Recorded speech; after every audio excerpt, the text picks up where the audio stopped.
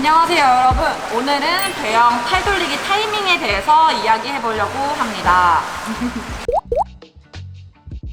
우선 저희가 한 5편 전쯤에 배영 초보자를 위한 배영 뜨기 영상을 찍었었어요.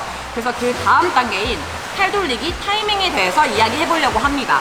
저번에 얘기했듯이 사실 배영 물뜨기는 차렷 상태로 물뜨고 그 다음에 차렷 상태로 발차기 먼저 시작하게 됩니다.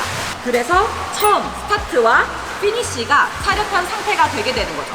하지만 수영은, 유선형은 팔이 위로 올라가 있는 상태가 유선형 자세인데요. 그래서 원래는 배영도 이 자세가 시작과 끝이 되어야 합니다. 그래서 오늘은 그 단계적으로 올라간 다음에 팔의 타이밍, 배영의 팔의 타이밍을 어떻게 바꿔야 하는지 단계적으로 이야기해 보려고 해요. 그럼 다시 시작해 볼까요? 전 영상에서 말했듯이 뒤는 감궈주고 여기 골반, 배쪽은 살짝 내밀어줍니다. 상태로 차렷하고 여기서 발차기를 차게 되는데요. 뜨기를 할 때 중요한 점은 이가 담가지지 않고 목이 빠지면 얼굴까지 당기게 된다고 전 영상에서 말씀드렸습니다. 우선 뜨기가 되는 상태에서 차려두고 발차기, 그 다음에 대부분 이 상태에서 팔 돌리기를 진도를 나가게 되는데요. 여기까지 배영 물에 떠서 팔 돌리기를 하고 적응해 나가는 거는 좋습니다. 하지만 계속해서 차렷한 상태로 팔 돌리기를 하게 되면 나중에 계속 이 어깨에 저항이 생기게 되고 앞으로 빠르게 나가고 싶어도 타이밍이 엉키게 되는 문제점이 발생합니다. 그래서 저희가 이제 수정해 볼 자세는 팔을 올려서 발차기를 차는 걸 적응해 주셔야 합니다.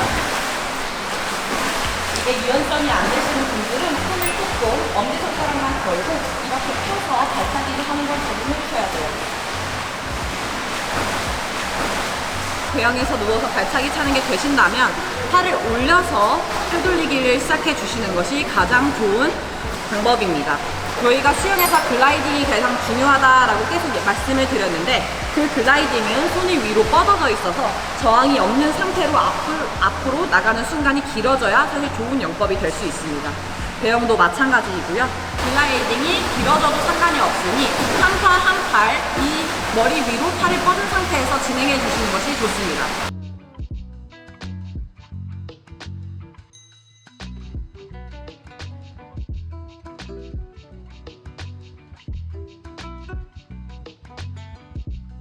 자유형 타이밍에서도 마찬가지로 팔을 처음에는 이제 완전히 도착한 다음에 팔 돌리기 먼저 시작을 하는데요.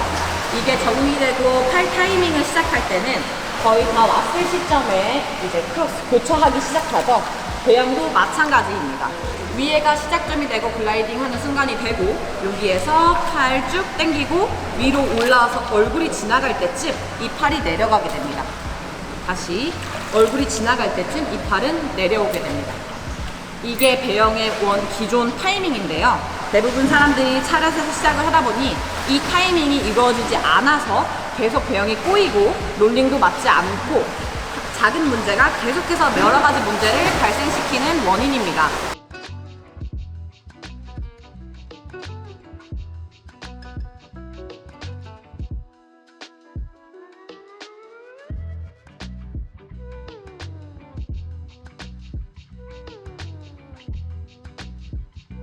이렇게 앞쪽으로 타이밍을 주고 얼굴이 지나가서 팔을 내리게 되는 타이밍을 변경하게 되면 글라이딩이나 앞쪽에 있어서 미끄러지는 영법이 순간이 길어지면서 배영도 자유형처럼 쭉 길게 밀려가는 느낌이 점점 좋아질 거예요. 사실 지금은 초급자에서 이렇게 타이밍까지 올라오는 순서를 설명해 드린 거고요.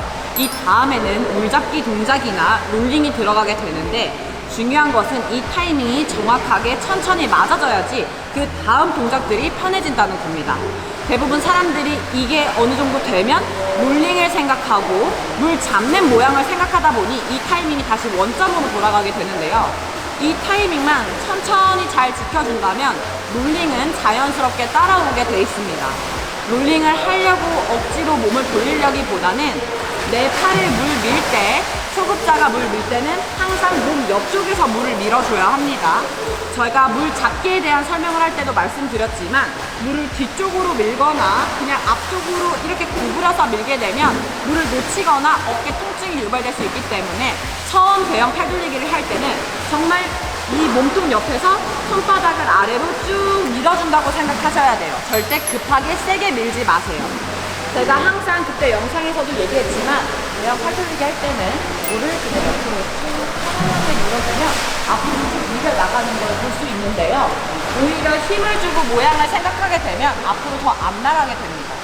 그래서 이것만 지켜주면서 타이밍 연습만 잘 해줘도 배영은 반 이상이 간다고 생각하시면 돼요. 근데 여기까지 올라오기까지가 좀 많이 발차기도 연습 많이 하고 천천히 힘을 들이지 않고 이 타이밍이 맞아질 때까지 계속해서 반복해서 연습을 해주셔야 합니다. 자, 팔 돌리기를 할 때 중요한 포인트 한 가지. 물 밖에서 팔이 돌아오는 순간의 손바닥 위치인데요. 엄지손가락으로 손을 들어가게 되면 여기에서 물을 밀 때 손 등으로 밀 수 없잖아요. 대부분 손바닥으로 밀게 되는데 새끼손가락으로 들어가라고 하시는 분들도 많은데 새끼손가락으로 들어가게 되면 몸이 자연스럽게 돌아서 처음에는 오히려 몸이 흔들리고 불편할 수 있어요. 그래서 항상 편하게 올라와서 손 등으로 떨어진다고 생각해 주시고 그 다음에 손바닥으로 옆으로 물을 쭉 준다고 생각해 주시면 돼요.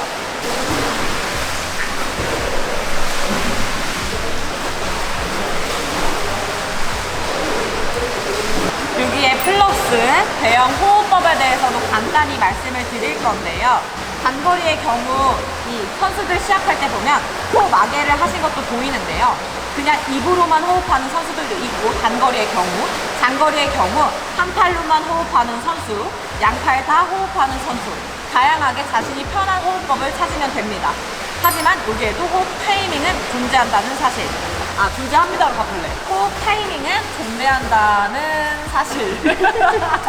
존재한다는 사실. 진짜 이거 빼줘. 사실 하지 마. 사실 하지 마. 그것이 알고 싶어서 어디고. 호흡을 양손으로 하는 사람과 한 손으로 하는 사람 다양하지만 그럼에도 호흡하는 타이밍은 존재합니다.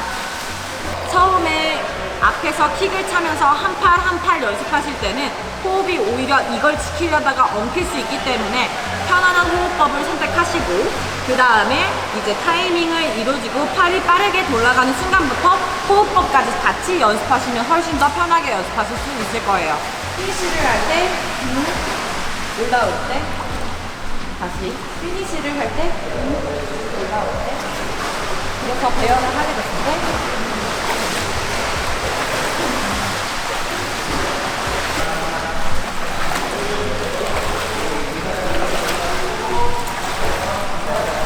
지금까지 배영의 완전 킥부터 시작해서 제일 중요한 기초에 대해서 쭉 이야기했는데요.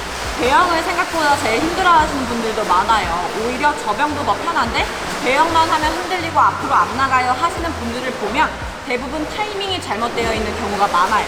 근데 대부분 사람들이 진도를 빠르게 나가다 보면 이런 타이밍이 습관화되지 않은 상태에서 다른 종목이 들어가기 때문에 여기 불편한 상태로 머물러 있는 경우가 많은 거예요. 차렷해서 떠 있는 게 너무 편안하고 차렷해서 팔 돌리는 게 편안한데 그 다음 단계로 가고 싶으신 분들은 앞에서 타이밍을 잡는 연습을 반복적으로 해주셔야 합니다. 그 다음에 물잡기 연습이 들어가는 거예요.